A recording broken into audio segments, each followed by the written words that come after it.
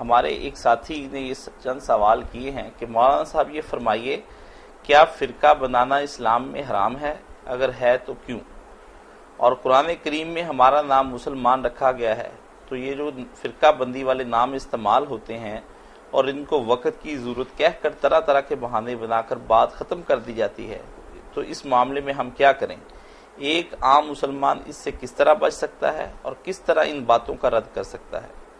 فرقہ واری والے نام استعمال کرنا قرآن کے خلاف نہیں، جبکہ قطعی دلیل ہے کہ ہمارا نام مسلم ہے، تو کیا فرقہ واریت کا نام استعمال کرنا بدعت نہیں بنتا؟ اور اسی کے ساتھ انہوں نے یہ بھی پوچھا ہے کہ جو لوگ اسلام میں فرقے پھیلاتے ہیں اس کے بارے میں اسلام کیا حکم لگاتا ہے؟ فرقہ بندی کو ختم کرنے اور وحدت امت کو قائم کرنے کے لیے ایک عام مسلمان کو کیا کرنا چاہیے؟ کچھ ایسے پوائنٹس بتا دیں جس سے کام شروع کیا جا سکے۔ امت کے کچھ ایسے بزرگوں کے واقعات بیان کر دیں جنہوں نے دوسرے علماء سے اختلاف بھی کیا اور ان کے اختلاف کی زبان سخت بھی نہ تھی، لیکن وحدت امت کے لیے اور انہوں نے اسلام کی عزت کے لیے اس اختلاف کو برداشت کیا۔ امام ابو حنیفہ رحمۃ اللہ علیہ کا جو واقعہ ہے کہ ایک شخص سے سوال کیا کہ کوئی بھی کافر جہنم میں نہیں جائے گا، امید ہے آپ سمجھ گئے ہوں گے، تو اس حوالے یہ حوالہ کس کتاب میں ہے؟ کیا وہ کتاب اردو میں مل سکتی ہے؟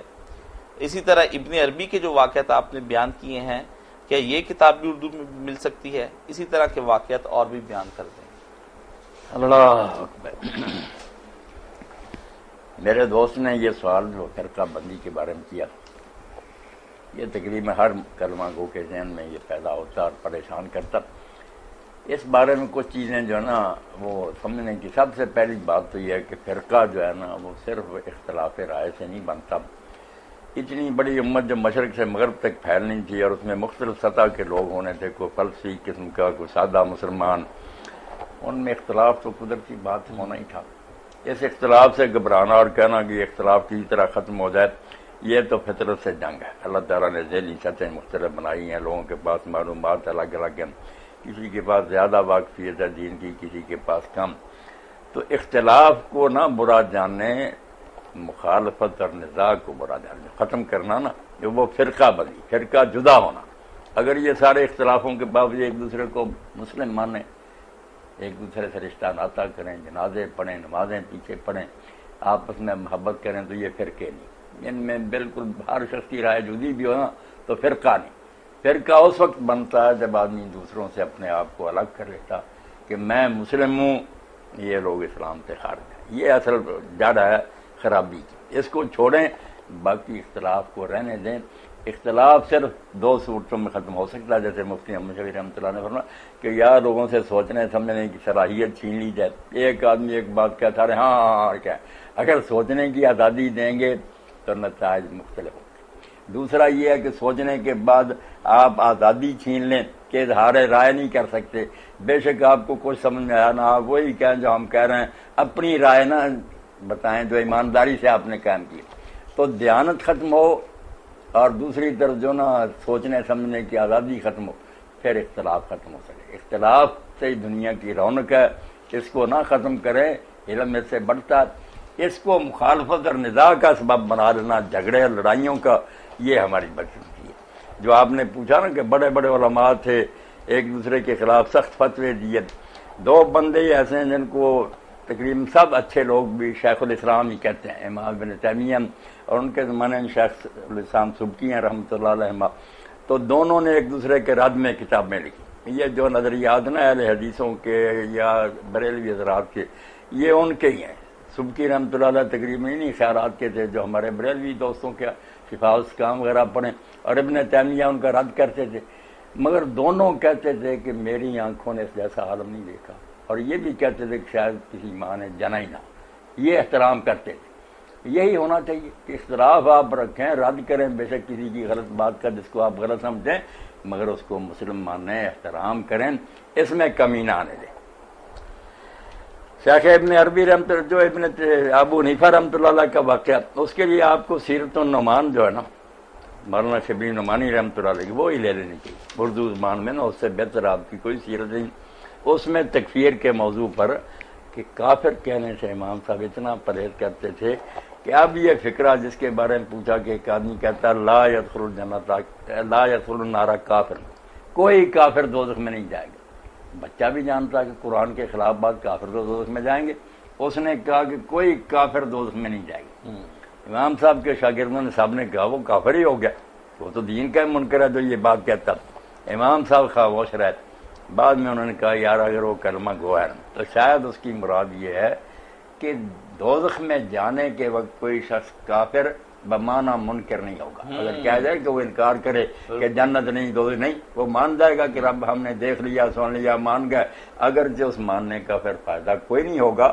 دنیا میں وہ کافر رہا ہے، وہ دوزخ میں جائے گا اس کفر کی وجہ سے، مگر دوزخ میں جانے کے وقت کفر ختم ہو گیا، وہ مان چکے ہوں گے کہ یہ سب چیزیں حقیقت ہے۔ تو امام صاحب نے فرمایا کہ دخول نار کے وقت دوزخ میں جاتے وقت کوئی شخص منکر نہیں ہوگا، مان جائیں گے کہ سب حقیقت ہے یہ، چاہے پھر ان کو اس ماننے کا کوئی فائدہ نہیں ہوگا۔ یہ تشریح کر کے اگر وہ کلمہ گو ہے نا تو یہی مطلب دیتا ہو۔ سیرت النعمان مولانا شبلی نعمانی رحمۃ، اس میں مولانا آپ کی جو اور ابن عربی رحمۃ اللہ علیہ بھی یہی ہے کہ ان کہتے ہیں کہ میرے شیخ جو تھے ابو مدین مغربی رحمۃ اللہ علیہ، ان سے ایک عالم دین نفرت کرتا تھا، اس وجہ سے میں بھی اس عالم دین سے ناراض تھا کہ میرے پیر کو یہ اچھا نہیں سمجھتا۔ تو میں نے خواب میں دیکھا اللہ کے رسول علیہ الصلوۃ والسلام کو فضا بھی روئی، تو حضور نے پوچھا کہ مجھے دین تو فلاں عالم سے ناراض ہوئے؟ انہوں نے کہا ہاں، کیوں؟ وہ میرے شیخ کو اچھا نہیں سمجھتا۔ تو غیظ میں حضور نے رنجش میں فرمایا کہ تیرے شیخ کو اچھا نہیں سمجھتا، مجھے تو نبی مانتا نا، صبح ہی اس سے صلح کر اور جا کر اس سے معافی مانگ۔ انہوں نے اس سے اپنے تعلقات بحال کیے۔ تو یہ بات اگر ذہن میں رہے نا کہ رسول اللہ ہمارے لیے مرکز و محور، جو اللہ کے رسول کو سچے دل سے مانتا، آپ کا احترام کرتا اور اس بات پر یقین رکھتا کہ دین وہی ہے جو حضور نے ہمیں بتایا، باقی وہ دین ہم تک پہنچے اس میں اتنی کچھ چیزیں مل گئی ہیں کہ کسی کو کچھ ملا، کسی کو، سارے بیچارے معذور اور مجبور ہیں، بھائی ہیں ہمارے، کلمہ گو ہے۔ ہم اگر کسی کی بات غلط سمجھیں تو علم سے کوشش کریں گے کہ اس کو قائل کریں کہ یار یہ بات تحقیق کی روح سے درست نہیں، کافر وغیرہ کوئی نہیں، سب اللہ کے رسول کو دل و جان سے مانتے ہیں، ان پر فدا۔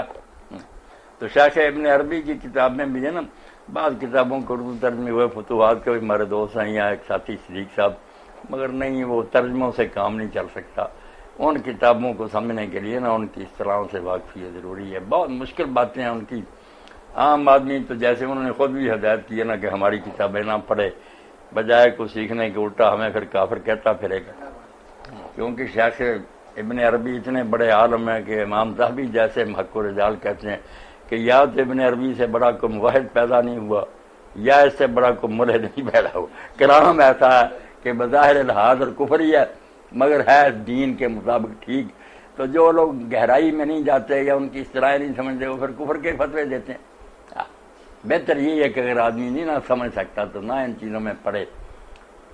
مولانا صاحب اس ضمن میں ہم اپنے اس ساتھی کو یہ مشورہ دیں گے کہ وہ مولانا کی کتاب وحدت امت، ایک کتابچہ ہے جو یہاں فیصلہ آباد مولانا کی مسجد سے ایزیلی مل سکتا ہے، تو وہ ہم سے رابطہ کر کے وہ کتابچہ مولانا کا لے سکتے ہیں۔ وحدت امت جو ہے نا لوگوں تک پہنچانی چاہیے کہ اختلاف سے نہ گھبرائیں، اختلاف جو ہے نا اس سے ذوق اس جہاں کو ذہب اختلاف سے رونق رنگا رنگ کے پھولوں سے صرف اپنا پر علم لوگ ظاہر کریں، دوسروں کو یہ سمجھیں کہ ان کو بھی حق اپنی رائے رکھنے کا، پھر خیر ہی خیر ہے۔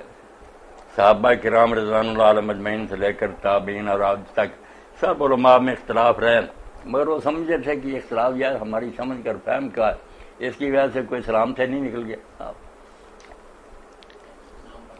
محمد عبداللہ صاحب پاکستان سے سوال کرتے ہیں، نام کے بارے میں جو دوست نے بار بار کہا نا کہ اللہ نے ہمارا نام مسلم رکھا، اس سے کسی کو اختلاف نہیں، جو لوگوں نے اپنے نام رکھے وہ بھی سارے کہتے ہیں آپ جب لکھیں گے پوچھیں گے آپ کا کیا مطلب، وہ مسلم ہی لکھیں گے، اسلام ہی۔